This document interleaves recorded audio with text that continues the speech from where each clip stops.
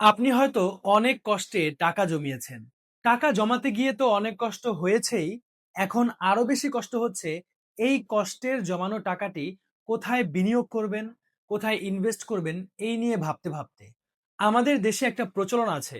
আমরা বিনিয়োগ করা বলতেই ভাবি জমিতে ইনভেস্ট করা অথবা স্বর্ণে ইনভেস্ট করা। সকলের একটাই কথা, স্বর্ণ আর জমিতে কোনো লস নেই। আবার স্বর্ণ আর জমি নিয়ে আছে অনেক তর্ক বিতর্ক। এক পক্ষ বলে স্বর্ণ অনেক ভালো, কারণ স্বর্ণ 2 বছর আগে ছিল এর এক ভরি মাত্র 80,000 টাকা, আর 2 বছর পর আজকের দিনে স্বর্ণের ভরি হলো অলমোস্ট 2 লক্ষ টাকা, অর্থাৎ 150 গুণ লাভ। স্বর্ণের পক্ষে থাকা মানুষগুলো বেশিরভাগ সময় বলেন যে জমি জমায় 2 নাম্বারই হওয়ার চান্স অনেক বেশি। একবার জমি কিনতে গিয়ে ঝামেলা হয়ে গেলে মামলা মোকদ্দমা লড়তে লড়তে জীবন শেষ। আবার আরেক পক্ষ বলে স্বর্ণের চেয়ে জমির লাভ অনেক বেশি, কারণ স্বর্ণের দাম হুট করেই কমে যাওয়ার সম্ভাবনা আছে। স্বর্ণের মেকিং চার্জ দিতে হয়, ট্যাক্স দিতে হয়। স্বর্ণ খরিদ করার পর বিক্রি করতে গেলে এর 12 থেকে 15% কম দামে বিক্রি করতে হয়। কিন্তু জমির দাম কখনোই কমে না, আর জমি হলো আসল স্বর্ণ। এই দুই পক্ষের কথা শুনে আপনি হয়তো টেনশনে পড়ে গিয়েছেন এবং টেনশনে পড়ে ভাবছেন যে আমার এই জমানো টাকাটি আমি কোথায় রাখবো। আমি কি ব্যাংকে রাখবো? ব্যাংকে রাখলে ইনফ্লেশনের একটা ভয় আছে, আর ঘরে রাখলে চুরি হয়ে যাওয়ার ভয় আছে। চিন্তার কোনো কারণ নেই। আপনার এই দুশ্চিন্তা থেকে আমি আপনাকে উদ্ধার করব ইনশাআল্লাহ। আমি এখনো না জমিতে টাকা ইনভেস্ট করেছি, না স্বর্ণে টাকা ইনভেস্ট করেছি। তবে আমি আমার ভিত মজবুত করছি আমার টাকাগুলোকে ইনভেস্ট করার জন্য। এখন জমিতে ইনভেস্ট করব না স্বর্ণে ইনভেস্ট করব, অথবা একজন বুদ্ধিমান মানুষ, একজন ইন্টেলেকচুয়াল পারসন কিভাবে তার টাকাকে ইনভেস্ট করতে পারে এবং তার টাকাকে কিভাবে ইনভেস্ট করা উচিত সেই সম্বন্ধেই আজকের এই গুরুত্বপূর্ণ ভিডিও। তাই ভিডিওটি একেবারে শেষ পর্যন্ত দেখুন, তাহলে আপনি একেবারে ক্লিয়ার হয়ে যাবেন আপনার জমানো টাকাটা কোথায় এবং কিভাবে ইনভেস্ট করা দরকার। আজ আমরা জানবো জমি এবং স্বর্ণের মধ্যে কোন জিনিসটা আপনাকে রাজা বানাবে এবং কোন কাজগুলো করার কারণে আপনি হয়ে যেতে পারেন ফকির। তাই সকল দুশ্চিন্তা বাদ দিয়ে এই ভিডিওটি একদম শেষ পর্যন্ত দেখুন, কারণ এই ভিডিওর মাধ্যমে ইনশাল্লাহ আপনার মাথার জট খুলতে যাচ্ছে। বিনিয়োগের ক্ষেত্রে বাঙালিদের সর্বপ্রথম চয়েস এই গোল্ড এবং রিয়েল এস্টেট অর্থাৎ জমি। আর এই দুই বিষয়ে মানুষের যতই না আলোচনা আছে, এর 1%ও কারো মধ্যে নলেজ নেই। চলুন প্রথমে আমরা চলে যাই রিয়েল এস্টেট তথা জমির দিকে। পৃথিবীর সকল ধনী ব্যক্তিরা, সকল মিলিনিয়াররা কোনো না কোনো ভাবে এই রিয়েল এস্টেটের সাথে জড়িত। একটা প্রবাদ আছে, the real millionaires come from real estate. সমাজে জমিওয়ালাদের একটা দাপট আছে। সকলেই বলে উমুকে একজন জমিদার। জমির সবচেয়ে চমৎকার যে দিক সেটা হলো এর দাম বৃদ্ধি। আপনি আজ একটা জমি কিনলেন 20 লক্ষ টাকা দিয়ে, আগামী 10 বছর পর এর মূল্য হয়ে দাঁড়াবে আকাশচুম্বী। আর যদি ভাগ্যক্রমে আপনার জমির পাশ দিয়ে কোনো মোটা রাস্তা বের হয়, তাহলে আপনি রাতারাতি কোটিপতি হয়ে যাবেন। আবার আপনার এই জমি আছে, এই জমির মধ্যে আপনি ঘর তুললেন, আপনি মাসে মাসে এই ঘরগুলোর ভাড়া পাবেন। চমৎকার একটি প্যাসিভ ইনকাম। আপনি ঘুমিয়ে থাকবেন কিন্তু টাকা অটোমেটিক আপনার পকেটে ঢুকে যাবে। কত সুন্দর, তাই না? তবে এই সুন্দর জিনিসের মধ্যে অনেক অসুন্দর বিষয়ও আছে।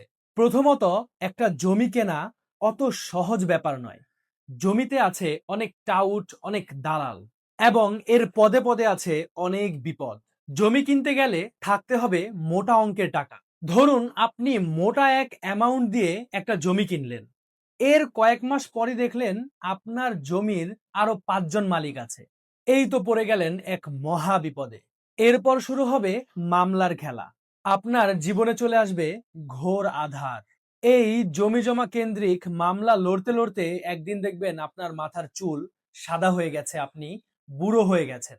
আবার আপনার কাছে একটা জমি আছে, সেই জমিটা বিক্রি করতে গেলে দেখবেন আরেক মহা মুসিবত শুরু হয়ে যাবে। বিক্রি করতে গেলে দেখবেন আপনি আপনার মন মতো কোনো কাস্টমারই খুঁজে পাবেন না। কাস্টমার পেয়ে গেলে দেখবেন কাস্টমারের সাথে দামাদামিতে বনছে না। এরপর আপনার ধরতে হবে দালালকে।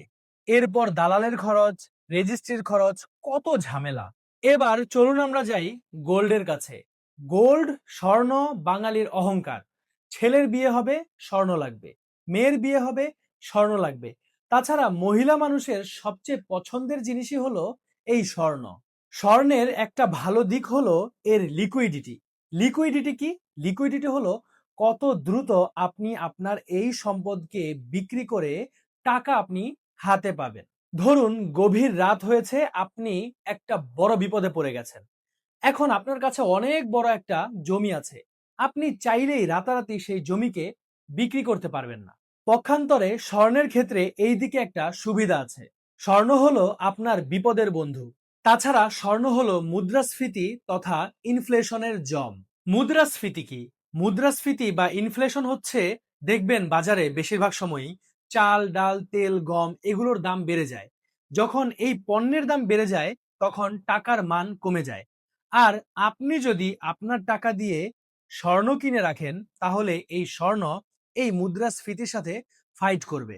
এবং দেশে যখন টাকার মান কমে যাবে, এই স্বর্ণে ইনভেস্টমেন্টের মাধ্যমে আপনার টাকার মান কমবে না, বরঞ্চ আরো বেড়ে যাবে।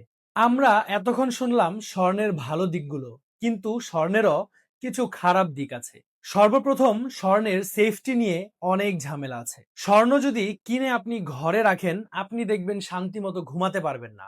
টেনশন কাজ করবে, মনে হবে বুকের মধ্যে আপনি টাইম বোম ফিট করে ঘুমাচ্ছেন, যে কোনো সময় ফেটে যেতে পারে। অর্থাৎ চুরি বা ডাকাতির ভয়।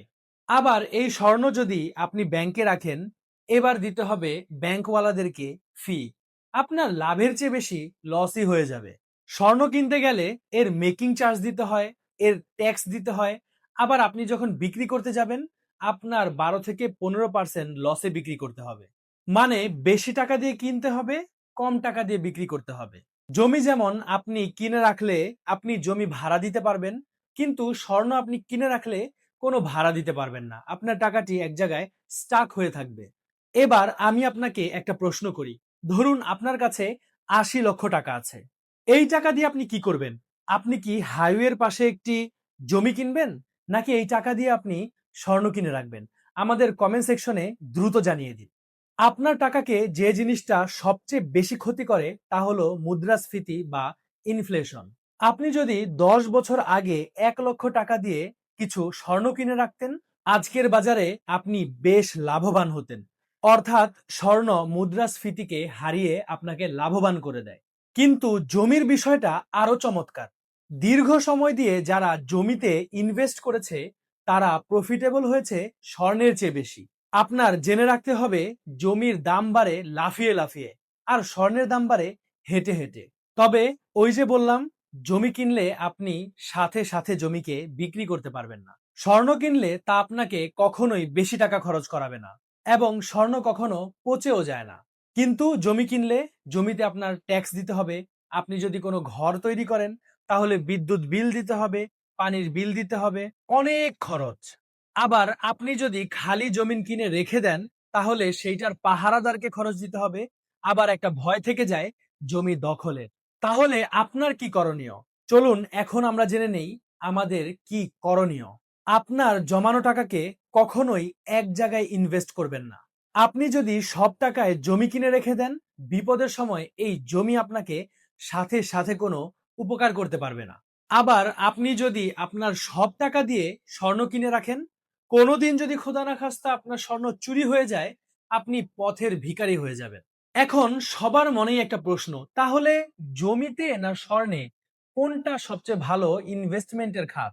সেটা নির্ধারণ করবেন আপনার প্রোফাইল এবং আপনার বয়সের উপর ব্যালেন্স করে। আপনি যদি যুবক হন, আপনার যদি রিস্ক নেয়ার ক্ষমতা থাকে, পাশাপাশি আপনার টাকাটি যদি 10 থেকে 12 বছরের মধ্যে কোনো প্রয়োজন না পড়ে, তাহলে আপনার জন্য জমি খরিদ করাটাই সবচেয়ে ভালো ইনভেস্টমেন্টের খাত হবে। কারণ দীর্ঘমেয়াদে জমি আপনাকে যে রিটার্ন দেবে, স্বর্ণ আপনাকে সেই রিটার্ন দিতে পারবে না। জমির দাম 10 গুণ বেড়ে যেতে পারে, কিন্তু স্বর্ণের দাম হুট করেই 10 গুণ বাড়ে না। আর যদি আপনার বয়সটা একটু বেশি হয়, 2-1 বছরের মধ্যে যদি আপনার টাকা প্রয়োজন পড়ে, যেমন সামনে আপনার মেয়ের বিয়ে হতে পারে, ছেলের বিয়ে হতে পারে, অথবা সন্তানের পড়াশোনার পিছনে যদি আপনার টাকা খরচ করা লাগতে পারে, তাহলে আপনার উচিত হবে স্বর্ণে টাকা বিনিয়োগ করে রাখা। এই স্বর্ণের মাধ্যমে মুদ্রাস্ফীতি থেকে আপনার টাকা রেহাই পাবে। বিনিয়োগ করা মানে শুধুমাত্র লাভ করা নয়, লাভের পাশাপাশি মনে শান্তি থাকাটা খুব জরুরি। জমি আপনাকে ক্ষমতা দিবে আর স্বর্ণ আপনাকে নিরাপত্তা দিবে। বুদ্ধিমান ব্যক্তিরা তাদের কাছে টাকা থাকলে কি করে জানেন? ধরুন একজন বুদ্ধিমান ব্যক্তি, তার কাছে 100 টাকা আছে। সে এই 100 টাকার 50 টাকা বিনিয়োগ করবে জমি কিনে, 30 টাকা বিনিয়োগ করবে স্বর্ণে, এবং যে 20 টাকা থাকে সেটা দিয়ে সে ব্যবসা করবে। তাই আপনার কাছে ভুরি ভুরি টাকা থাকলেই চলবে না। আপনার ইনভেস্টমেন্ট সম্বন্ধে জানতে হবে, আপনার ব্যবসা সম্বন্ধে জানতে হবে, আপনার মুদ্রাস্ফীতির সাথে কিভাবে ডিল করতে হয়, কিভাবে ফাইন্যান্স ম্যানেজ করতে হয়, সেটিও আপনার শিখতে হবে। আপনার কাছে যদি টাকা থাকে কিন্তু জ্ঞান না থাকে, এই টাকা দেখবেন কোথায় আপনি ইনভেস্ট করে ফেলবেন, লস হয়ে যাবে, কোথায় আপনি বেহুদা খরচ করে ফেলবেন, এর কোনো হুদিস থাকবে না। আলটিমেটলি আপনার কষ্টের টাকাগুলো লস হয়ে যাবে অতি দ্রুত। এজন্য ফাইন্যান্সিয়াল নলেজটা থাকা খুব বেশি জরুরি। আর এই ফাইন্যান্সিয়াল নলেজের জন্য এই তানজিম জামানি ইউটিউব চ্যানেলটি আপনাকে অনেক বেশি হেল্প করতে পারে, আপনাকে অনেক ভ্যালু প্রোভাইড করবে ইনশাআল্লাহ। তাই এই চ্যানেলটির সাথেই থাকুন, লাইক, কমেন্ট, শেয়ার এবং সাবস্ক্রাইব করে। আসসালামু আলাইকুম।